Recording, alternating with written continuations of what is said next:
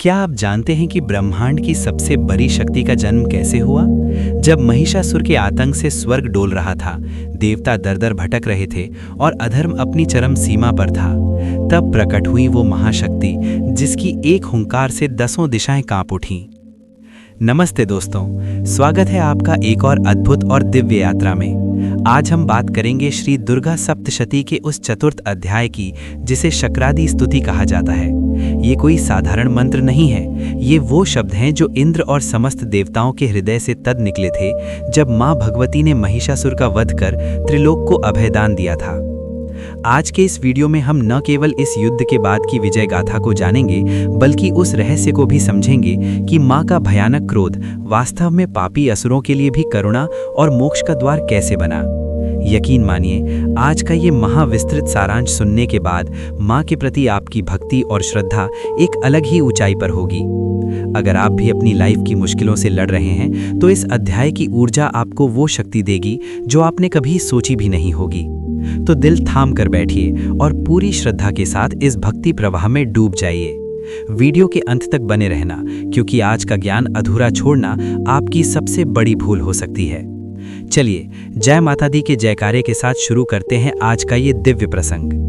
जब साक्षात आदि पराशक्ति, अनंत कोटि ब्रह्मांड नायिका, महामाया, आदि अनादि स्वरूपा, सर्वशक्तिमयी, सर्वव्यापिनी, चराचर जगत की जननी भगवती जगदम्बा ने अपने अमोघ, प्रखर, तेजोमय और दैदीप्यमान त्रिशूल, सुदर्शन चक्र, पाश, अंकुश, वज्र, शंख, प्रचंड पिनाक धनुष, तीक्ष्ण खड्ग, गदा और समस्त दिव्य आयुधों की प्रलयंकारी ज्वाला से अत्यंत भयानक, अजेय, महाबली, त्रिलोक कंटक, मदोन्मत्त, परम अहंकारी और तीनों लोगों को अपने पाश्विक अत्याचारों से निरंतर त्रस्त करने वाले महिषासुर जैसे महादैत्य और उसकी अरबों खरबों की विशाल चतुरंगिणी सेना का भीषण रणभूमि में पूर्णतः समूल संहार कर दिया। तब स्वर्ग के अधिपति देवराज इंद्र सहित समस्त 33 कोटि देवगणों के हृदय अपार श्रद्धा, अनन्य भक्ति, परम कृतज्ञता, अगाध प्रेम, अटूट विश्वास और असीम दिव्य परमानंद से सराबोर हो उठे, और उनके तेजोमय दिव्य शरीर हर्ष के अतिरेक के कारण पूरी तरह रोमांचित हो उठे। देवताओं ने अत्यंत मधुर, गंभीर, लयबद्ध, शास्त्रीय, संस्कृतनिष्ठ, ओजपूर्ण और दिव्य वाणी में माँ की स्तुति करना प्रारंभ किया, जिसे समस्त वेदों, पुराणों, उपनिषदों, आरण्यकों और आगम शास्त्रों में शक्रादि स्तुति के नाम से परम पूजनीय, सर्वमंगलकारी, मोक्षदायी, संकट मोचक और समस्त सिद्धियों को प्रदान करने वाला सर्वश्रेष्ठ महामंत्र माना गया है। देवताओं ने अत्यंत भाव विभोर होकर समस्त ब्रह्मांड के कण कण, दसों दिशाओं, सप्त आकाश और सप्त पाताल में ये महा उद्घोष किया कि हे माँ, जिस आदि पराशक्ति ने अपनी अद्भुत, अचिंत्य और अगाध सामर्थ्य, अनंत कोटि सूर्य के समान प्रखर तेज और असीमित ब्रह्मांडीय प्राण ऊर्जा से इस संपूर्ण चराचर जगत को उत्पन्न किया है, और जो साक्षात ब्रह्मा, विष्णु तथा महेश सहित समस्त देवताओं की सम्मिलित शक्तियों का मूल केंद्र, एकमात्र आधार, अविनाशी बीज और अखिल सृष्टि के सृजन, पालन तथा संहार की साक्षात अधिष्ठात्री हैं, उन परमेश्वरी भगवती अंबिका के श्री चरणों में हम समस्त देवगण अपनी आत्मा की अनंत गहराइयों से अत्यंत श्रद्धापूर्वक बारंबार नतमस्तक होकर वंदन करते हैं और अपना सर्वस्व, मान सम्मान, पद प्रतिष्ठा, सूक्ष्म स्थूल अहंकार तथा संपूर्ण अस्तित्व उन्हें ही समर्पित करते हैं। देवताओं ने माँ की महिमा का अनंत और अपार गुणगान करते हुए उन्हें दुर्गा के रूप में संबोधित किया, जो दुर्गम से दुर्गम संकटों, घोर विपत्तियों, असाध्य व्याधियों, शत्रु भयों, अकाल मृत्यु के संकटों और दैहिक दैविक भौतिक तापों में भी अपने अनन्य शरणागत भक्तों का तत्क्षण उद्धार करने वाली तथा इस अत्यंत भयानक संसार रूपी दुस्तर, अथाह और दुस्साध्य महासागर से पार लगाने वाली एक अत्यंत सुदृढ़, अभेद्य, दिव्य और पूर्णतः सुरक्षित स्वर्ण नौका के समान है। उन्होंने माँ के चरणों में करबद्ध होकर गदगद कंठ से प्रार्थना की कि हे करुणामयी जगत जननी, आप ही पुण्यात्माओं के घरों में लक्ष्मी और श्री बनकर सुख समृद्धि, ऐश्वर्य, अखंड वैभव, शांति, प्रज्ञा, कांति और अष्ट सिद्धियों की निरंतर वर्षा करती हैं, जबकि पापियों, दुराचारियों, स्वार्थी आतताइयों, क्रूर अधर्मियों और मति भ्रष्टों के यहाँ आप ही अलक्ष्मी अर्थात दरिद्रता, कलह, बुद्धिभ्रम, व्याधि, शोक और सर्वनाश के रूप में प्रकट होकर उन्हें उनके कुकर्मों का कठोर दंड देती हैं। शुद्ध, सात्विक, निर्मल, निष्पाप और परम पवित्र अंतःकरण वाले महाज्ञानियों, ब्रह्म ऋषियों, राजर्षियों, महर्षियों, मुनियों और तपस्वियों में आप ही बुद्धि के प्रखर और ओजस्वी रूप में वास करती हैं, जो उन्हें विवेक, आत्मज्ञान और मोक्ष का दिव्य मार्ग प्रशस्त करती है। सत्पुरुषों, साधकों और निष्काम भक्तों में आप ही श्रद्धा बनकर अटूट भक्ति और अटूट विश्वास का निरंतर संचार करती हैं, और उत्तम कुल के मर्यादा पुरुषोत्तम जनों में आप ही लज्जा अर्थात मर्यादा, शील, विनय, अदम्य धैर्य, शालीनता और उच्च संस्कारों के रूप में सदैव दिव्य रूप से प्रतिष्ठित रहती हैं। हम आपके उस अचिंत्य, अनुपम, दिव्य, अलौकिक, वेदों के वर्णन से भी परे और समस्त मानव कल्पनाओं से परे तेजोमय महास्वरूप को बारंबार दंडवत प्रणाम करते हैं, जिसका पार पाना स्वर्ग के देवताओं, महान ऋषियों, सिद्धों, गंधर्वों, चारणों और यहाँ तक कि स्वयं सृष्टिकर्ता ब्रह्मा के लिए भी सर्वथा असंभव और अत्यंत कठिन है।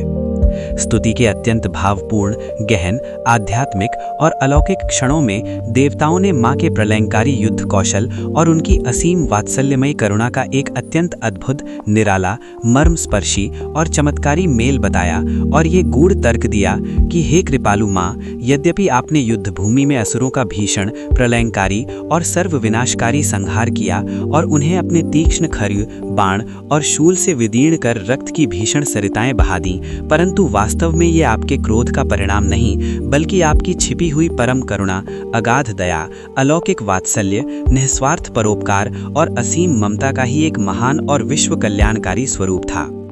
आपने अपने दिव्य अस्त्रों के परम पवित्र और ओजस्वी प्रहार से उन महादुष्ट, अधर्मी, क्रूर और हिंसक दैत्यों के संचित जन्म जन्मांतर के संचित पापों को भी क्षण भर में भस्म कर दिया, ताकि वे मृत्यु के पश्चात नरक की भीषण और अनंत यातनाएं भोगने के बजाय साक्षात आपके कर कमलों द्वारा वीर गति को प्राप्त करें और आपके दिव्य आयुधों के स्पर्श मात्र से ही परम पवित्र होकर स्वर्ग, गंधर्वलोक और अंततः शाश्वत मोक्ष के अधिकारी बन सकें। आपकी केवल एक क्रुद्ध कटाक्ष, भौहों के तनिक तिरछेपन और नेत्रों की प्रलयंकारी अग्नि ज्वाला मात्र से ही संपूर्ण शत्रु सेना, असुर साम्राज्य और समस्त ब्रह्मांड के ब्रह्मांड क्षण भर में भस्म होकर राख हो सकते थे। फिर भी आपने उन असुरों पर स्वयं शस्त्र प्रहार किया, ताकि वे आपके सम्मुख प्राण त्याग कर दिव्य सद्गति और अविनाशी शांति प्राप्त करें। यही आपकी असीम दयालुता, अगाध ममता और ईश्वरीय न्यायप्रियता का साक्षात और जीवंत प्रमाण है, जो शत्रुओं का भी परम कल्याण और उद्धार सोचता है। देवताओं ने यह भी भाव व्यक्त किया कि आपका ये अत्यंत सौम्य, पूर्णमासी के चंद्रमा के समान शीतल, मनोहर और करुणामयी रूप आपके शरणागत भक्तों को अभय, सुख, शांति और अखंड परमानंद प्रदान करता है, और आपका अत्यंत विकराल, मुंडमालाधारी, प्रचंड, रक्त पिपासु रणचंडी रूप शत्रुओं के अहंकार, मद, मोह, लोभ, ईर्ष्या और झूठे गर्व को पल भर में मिट्टी में मिला देता है। स्तुति के अंत में देवताओं ने मां के दिव्य सौंदर्य का अति विस्तृत वर्णन किया। वो मुखमंडल जो पूर्ण चंद्रमा के समान मनोहर, तपे हुए स्वर्ण के समान कांतिमान है, फिर भी असुरों के विनाश के लिए उसमें असह्य तेज, भीषण ज्वाला और पराक्रम प्रकट हुआ। उन्होंने कहा कि मां, आपकी मंद मुस्कान भक्तों के समस्त कष्टों और पापों को क्षण भर में सोख लेती है, और आपकी प्रलयंकारी हुंकार अधर्मियों के हृदय विदीर्ण कर देती है। आपका ये स्वरूप जितना कोमल और नवनीत सदृश्य है, उतना ही वो धर्म के शत्रुओं के लिए वज्र से भी कठोर है, और आपकी अष्टभुजाएं समस्त ब्रह्मांड को सुरक्षा प्रदान करने वाली अभेद्य दीवार के समान है। आपकी आंखों में करुणा और क्रोध का ऐसा संगम है जो केवल ईश्वरीय सत्ता में ही संभव है। अंत में देवताओं की इस निष्काम, अनन्य, अडिग, भावपूर्ण और पूर्ण आत्मसमर्पण युक्त स्तुति से परम प्रसन्न होकर आदिशक्ति जगदम्बा ने उन्हें अपने करोड़ों सूर्यों के समान तेजोमय, दिव्य और अत्यंत दैदीप्यमान स्वरूप में साक्षात दर्शन दिए और उन्हें इच्छित वरदान मांगने का मधुर आदेश दिया।